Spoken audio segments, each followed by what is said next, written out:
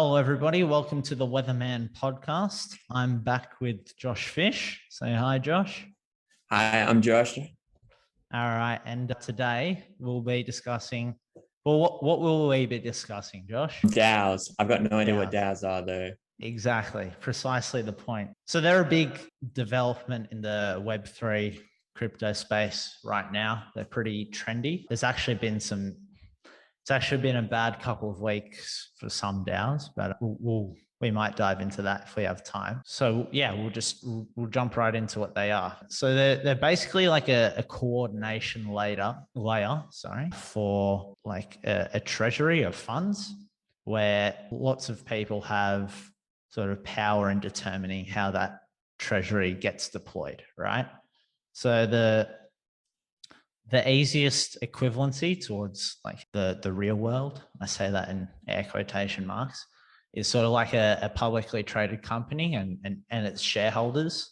If you're a shareholder in a company, you get to vote on different proposals at the AGM. So that's sort of like that's as far as your ownership gets you in terms of deciding the direction of a company for a publicly traded company. If you're an investor in like a private company, you get a bit more say because you dominate more of the funds backing whatever idea you're invested in. But DAOs are definitely more like a publicly traded company. So one of the key differences is that instead of, say, a board deciding what proposals the shareholders vote on in a DAO, the shareholders actually have a lot more power in proposing things and they can do them whenever they want, essentially. So are there any sort of questions you have up to this point, Josh, or we'll move No, not on? really. It sounds all straightforward.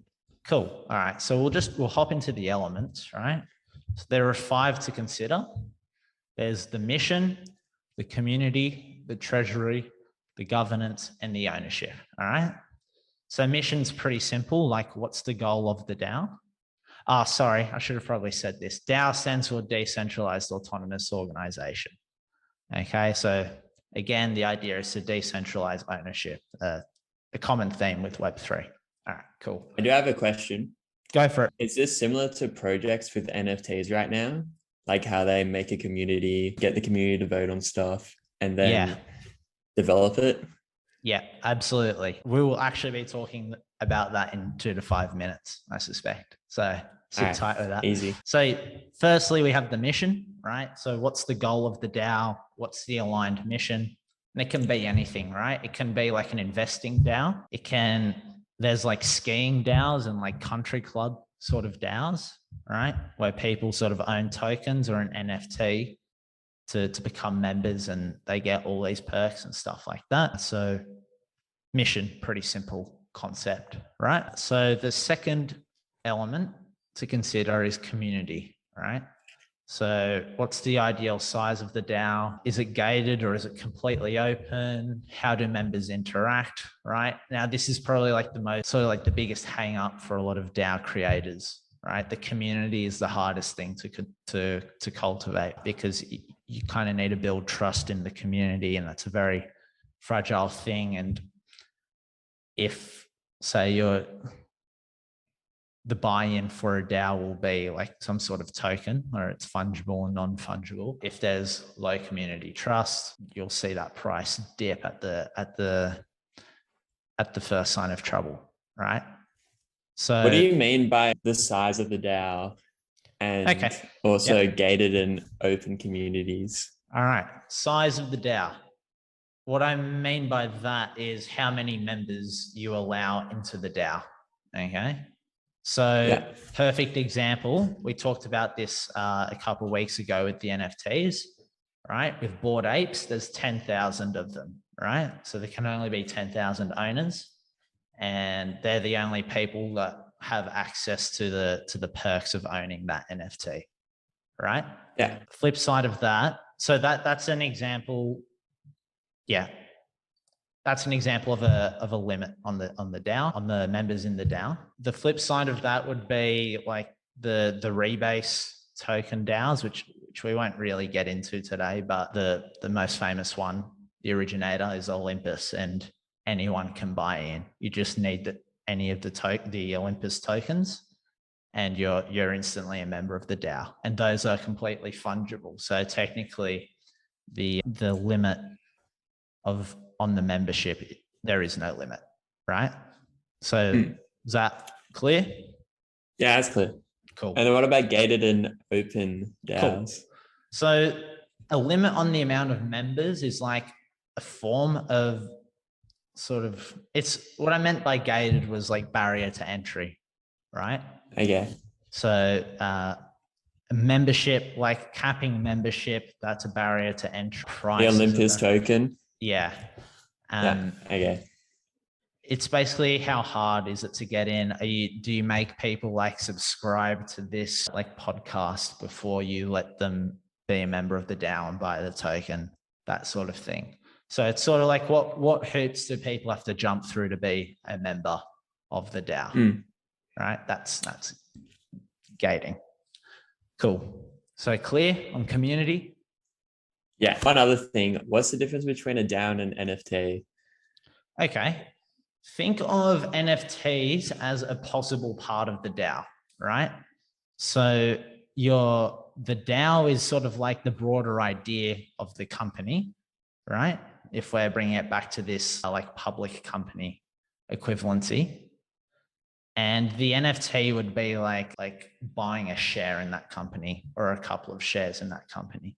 Yeah. So like a DAO is like the Bored Ape community, and then like the NFTs are like what they sell kind of thing.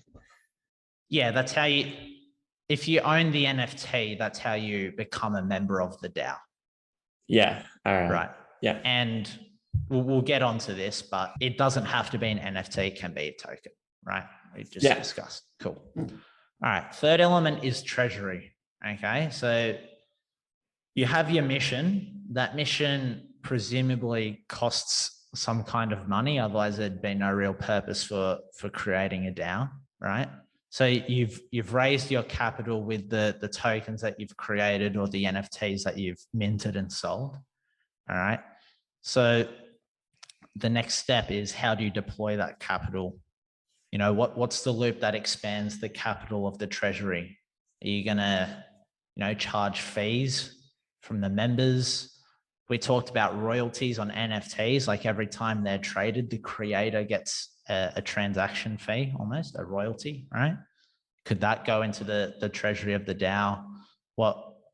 Is there some sort of revenue structure, right? These are the questions that sort of the original creators have to answer, because the growth of the treasury is pretty important in maintaining value, because every member of the DAO is also an investor in the DAO, and that they're putting their own funds at stake. So there needs to be an incentive structure in place for them on a monetary level as well as a mission level. And usually that's aligned, right?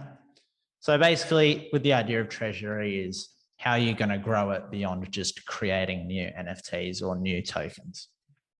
Yeah. Does that make sense? The treasury is basically just board members.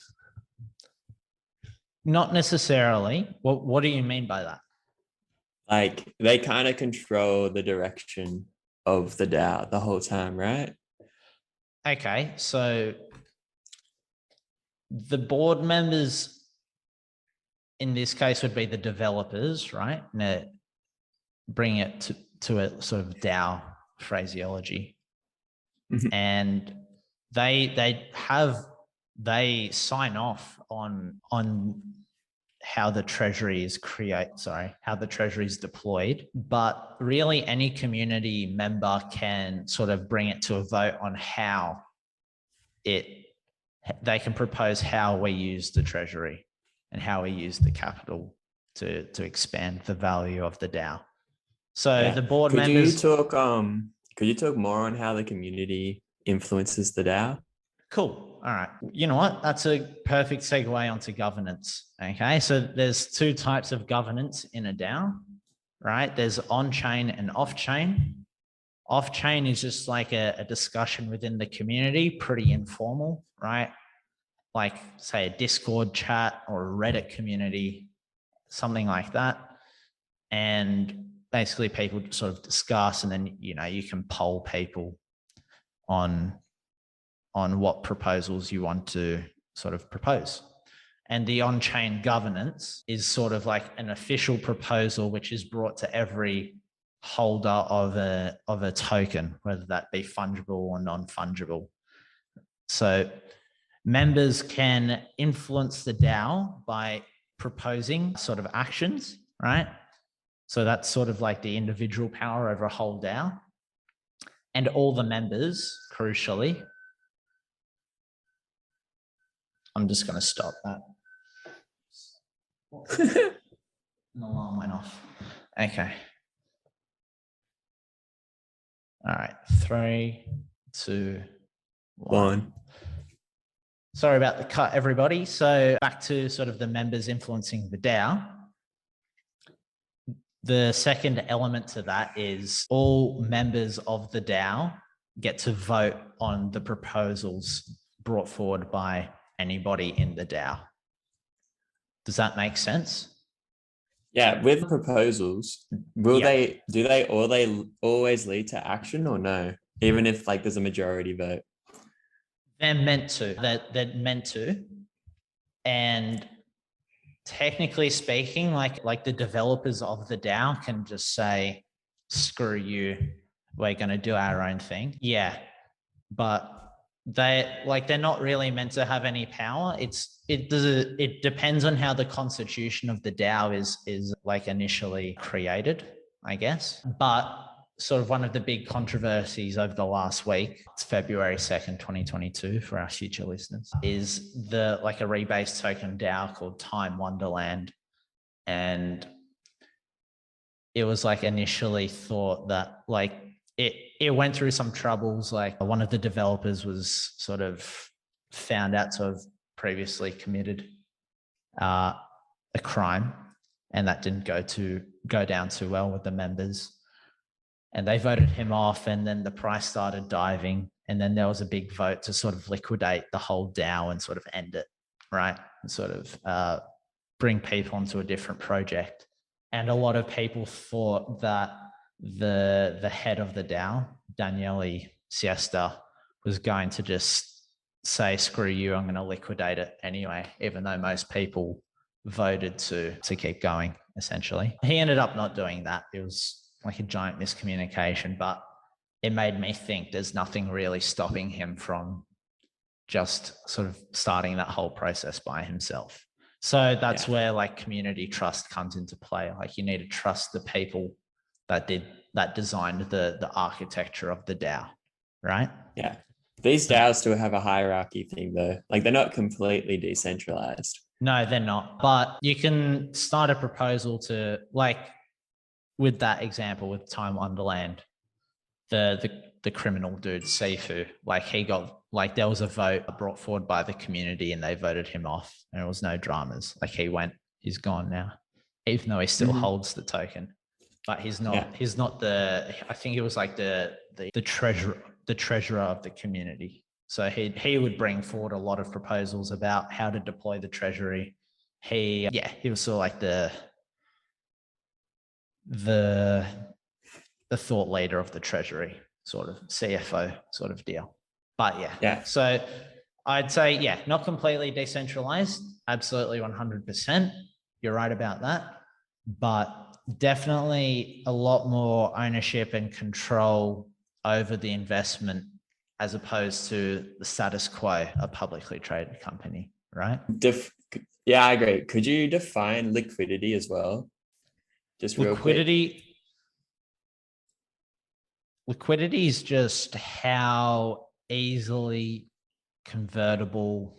Well, there's a couple definitions, but what most people mean by it is how easily convertible an asset is to cash or a cash equivalent. But it's frequently used as a substitute for cash, like the word cash. So you'll hear people like say the phrase like the government flooded the market with liquidity. And what it basically is just like cash, essentially.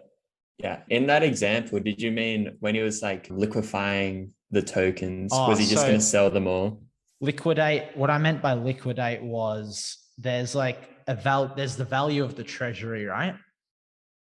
And there's also the value of all the tokens that are in supply.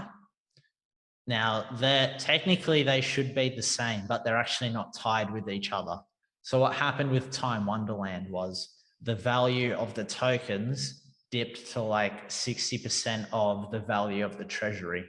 So what I mean by liquidate is they were just going to say, sorry if you heard a boom there. What they were going to do when they liquidate was they were going to buy back all the tokens essentially with the treasury at the treasury price. So that they were going to give you like a 40% premium on the value of your tokens.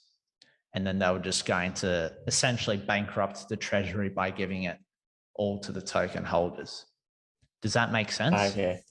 Yeah, just because I have another example. A streamer, Ice Poseidon, I think it's a DAO, and he made a token. I think $500,000 were put into the token. And then he had a backdoor into all the token supply and just took $400,000 worth of tokens and then liquefied it, like got cash for it. Yeah. And he basically just stole a heap of money from these investors. But the Time Wonderland thing seems a little bit different to that. Yeah, the whole Time Wonderland thing was crazy because what happened was, do you understand leverage? Like, do you know what it is? Actually, I'll explain it anyway. Like, the viewers need to know. It's basically like borrowing money and investing it straight away in this instance. Right. So Siesta and Sifu, who are like the two leaders of the DAO, were like extraordinarily like over leveraged, meaning they'd loaned a lot of crypto and bought into the DAO. And when the price dropped far enough, their positions got margin called essentially, which means that their tokens got sold to whoever was giving them the loan for sort of pennies on the dollar of what it was worth. And that sort of caused this whole negative price action, which sort of spun everything out of control. And it brought like other DAOs like it down with it as well. It was crazy. It was brought upon by like the market correction that happened. I think it might have been in response to like Russian regulation or just general volatility and sort of anticipation of rising interest rates. But that's beyond the scope of this podcast anyway. So I will just leave that there. But that's what sort of started this whole cascading effect for Time Wonderland, for sure. Yeah. So, I've been away for a couple of weeks and I didn't even know Russia was trying to invade Ukraine. And world moves fast. I know. So are we good on governance? Are you solid on that? I understand it. You understand off-chain, on-chain, the powers of members to propose and to vote. Actually, that's a good segue to ownership, right? So you have to figure out how you're going to distribute ownership, right? So there's two ways to do this. You got fungible tokens and non-fungible tokens or NFTs. What do you think is like the two big differences between the two? Just define it. That'd be easier because I don't really know. Right. So fungible tokens it's just a generic token system. So say there's 1,000 tokens in supply as opposed to 1,000 NFTs. I can buy 5 tokens today, right? And I'll have 5% of the whole power of the community in terms of voting. And then I can buy another 5 like the next week and I'll have 10% of the voting power. And with NFTs, you can design them in a way where you can only own one, I believe. That way no one can actually, it's a pure consensus vote when it comes to voting power. One vote is what each vote has equal power. Whereas fungible tokens, your voting power is sort of a result of how many tokens you have. Does that make sense? Yeah. And then does that voting power change dependent on supply as well? Yeah. The voting power is changing constantly, like instantaneously, depending on how many tokens are in supply and who owns them, that sort of thing. That was like another big controversy with the Time Wonderland vote last week to liquidate the DAO. A lot of like rich people, for a lack and a want of a better term, they bought a whole bunch of these tokens, again at an undervalued price, and then they were all voting to liquidate the fund. So they weren't even like, they weren't like a part of the community or anything. They sort of came in at the 11th hour and saw an opportunity to sort of buy tokens at $5 and then have them sold back to them or have them sold at $9 through the voting proposal. Profit. Yeah. So you saw like the top, out of like the top 20 vote, sort of the top 20 biggest wallets, I think like only 2 of them voted no or something like that. It changed, but I was monitoring it closely because I was curious. And yeah, that was sort of like a big controversy. It was like the whales versus the smaller retail investors. Whales meaning just bigger investors. Yeah. Cool. So we have mission, community, treasury, governance, and finally ownership, right? Any questions before we move on to opportunity? Just go to opportunities, I reckon. I think you've done well defining the DAO. What do you think some of the opportunities are with DAOs? I reckon there's a lot of opportunities with DAOs right now, all in the virtual world though, or maybe physical as well. But basically, if you're joining a DAO, you're basically joining a big community, and then they use maybe crypto or NFTs or other virtual items to then introduce players. And then you can like expand, like make a roadmap for your DAO, new projects, like sub projects to the big project, and maybe make games for people to enjoy, community meetups, etc. So a DAO is basically just like a community that people make. That's what I'm getting at. Yeah. So if we were to break that down, like you can create a DAO, you can join one, right? You can invest in a DAO. You can work for them too. Like I think YGG, which is like a gaming guild, just like metaverse games, right? And crypto games. They like give like community managers, which anyone can apply for, like 20% of the profit or the revenue like received in the treasury, right? So if you work for a DAO, there's like pretty big upside, and like anyone can do it, right? Just like being a manager of the community, being a developer, which doesn't have to be like overly technical. Yeah. Interesting you say that, because I think these DAOs have been like around for like a long time in like the gaming community. Like I remember one of my friends yesterday was telling me back in year 8, so maybe like 2012, 2014, he was on like a Minecraft server, and the Minecraft server listed for job applications, and him and his friend wrote up a job application for like server admin and then got it. Yeah. And so they were working for like a server, but like these Minecraft servers, you could say could be a DAO. Just the only difference is they don't really deal with crypto, or crypto wasn't really a big thing then. Yeah. The idea of a DAO definitely supersedes blockchain. Yeah, so there's a lot of opportunity there, especially like there's countless DAOs of varying shapes and sizes. Like our friend just started like a ski, like a uni ski trip. What are they called? Society, right? Oh yeah. I was thinking like, you could probably turn that into a DAO almost. You can basically turn anything into a DAO. The only thing with DAOs though is I think it's coming off the crypto hype right now. Yeah, that's true. If it's a bubble, it might go all to zero. Yeah. I think like there's definitely, so the way that, like, how do I say this? Okay, so Bankless they're pretty big in the crypto space, like in terms of like podcasting and newsletters and stuff like that. They do some cool stuff. And they wrote this brilliant article, I think it would have been like 2-3 weeks ago. And it's about like decentralized protocols versus centralized structures.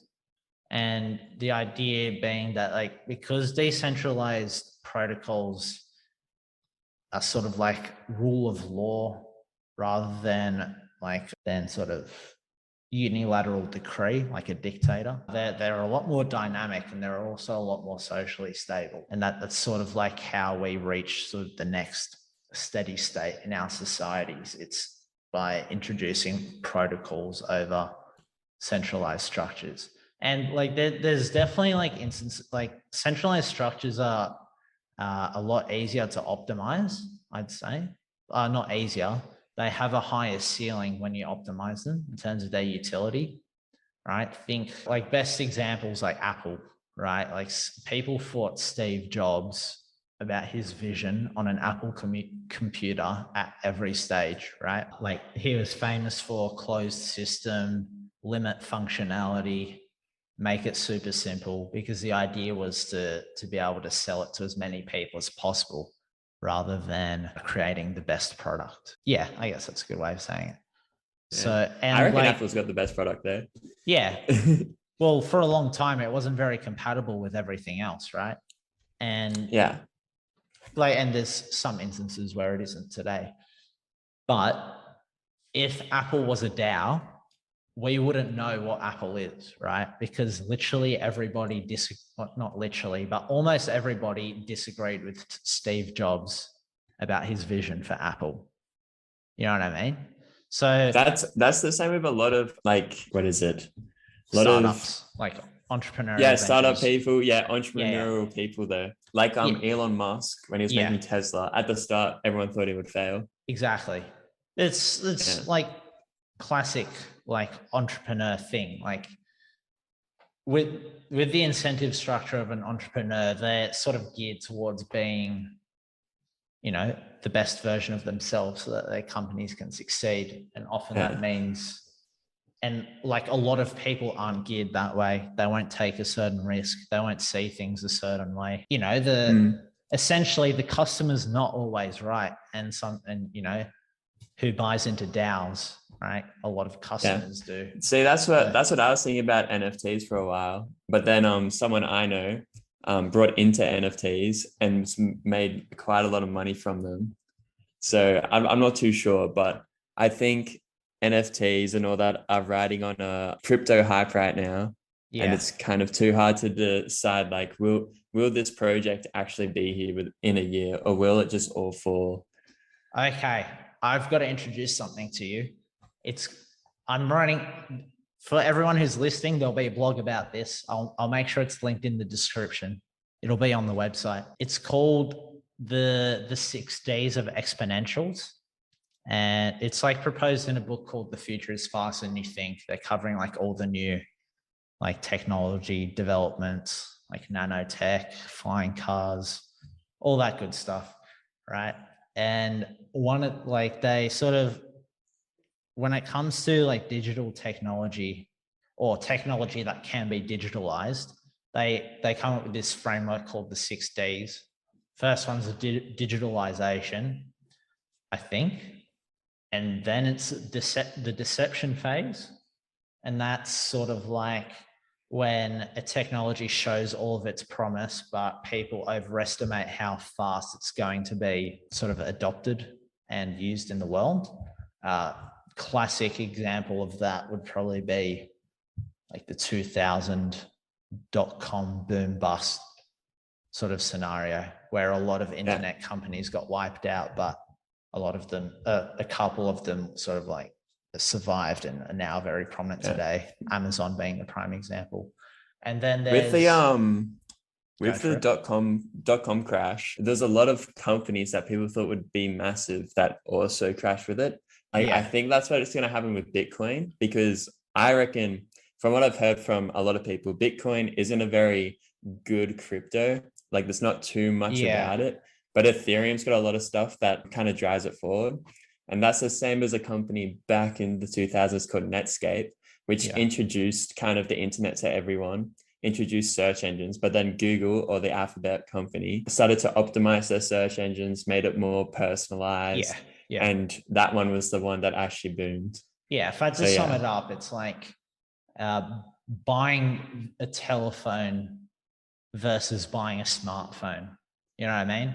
Like Bitcoin has the core functionality of a cryptocurrency, but like a protocol like Ethereum has, the smartphone features that we all rely on now today, sort of. Yeah. Or if you look back to 2005, it's like a BlackBerry versus. Yeah, It's kind of exactly right. same thing. Yeah. So how do we recap that? It's just, I'd say like that.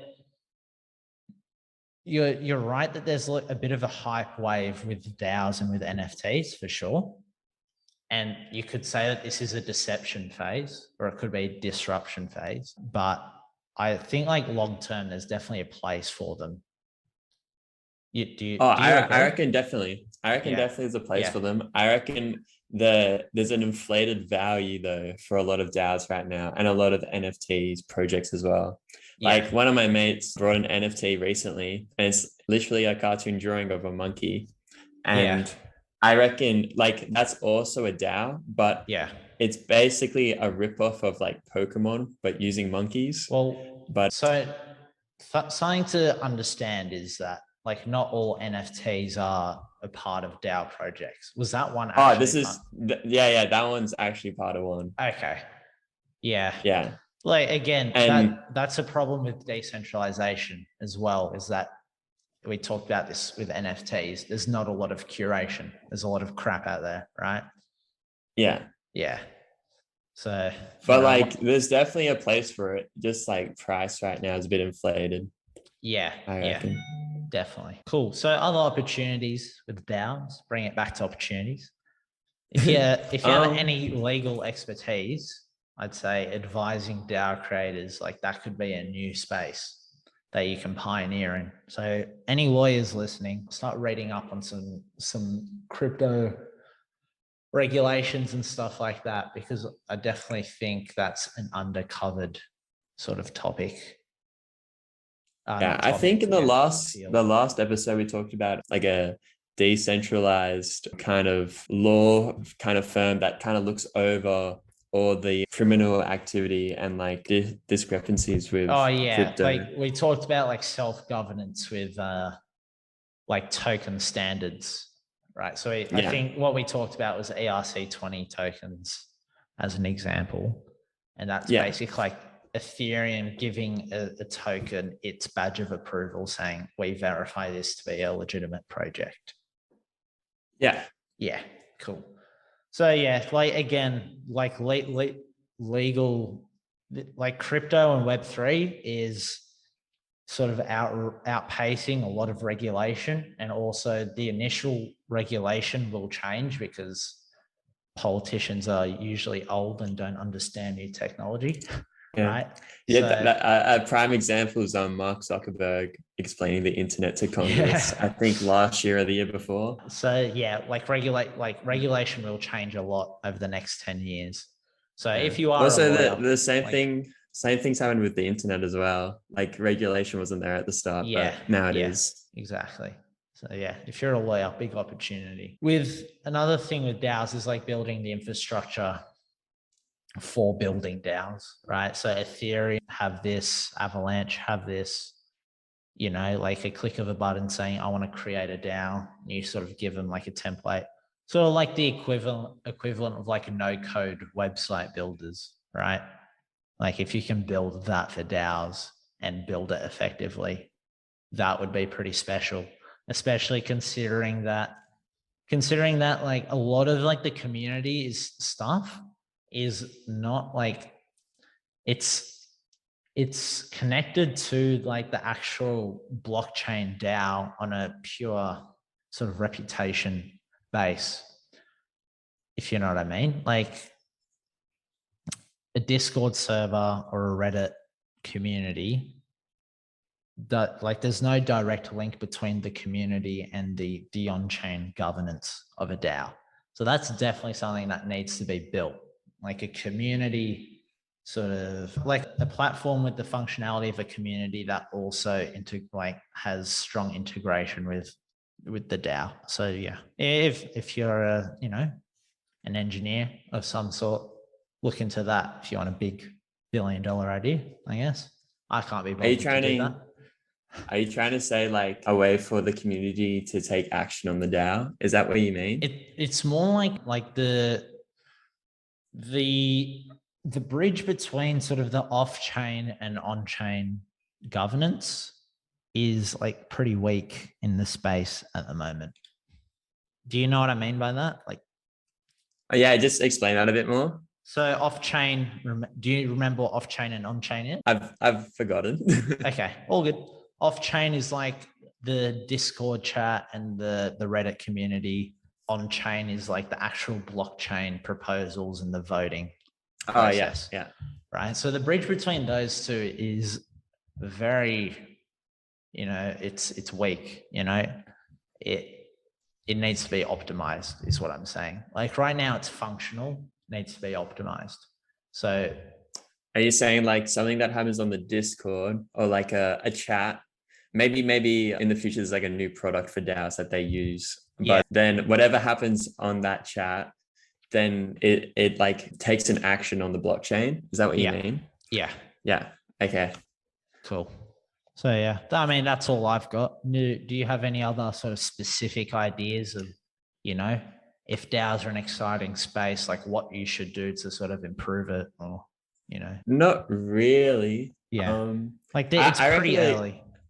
Yeah, it's pretty early. I think a good thing about DAOs though could be a bit more like in the physical world or real world, having more interaction between people. Like that could be like a big thing. Like I know a lot of like 30+ year olds like sometimes get a lot lonelier as the years go by. So having like a DAO that they like take a membership of and then they start going to events with the DAO could be like a really cool thing for that generation. Or like that. There's some of those out there. Like I know that there's a ski club one. There's a whole bunch. Like if you go on like a DAO directory, there's a whole like country club ones and stuff like that. So there is some of that, but definitely the scope needs to be broadened and the reach needs to be broadened. So yeah. Any final thoughts on DAOs?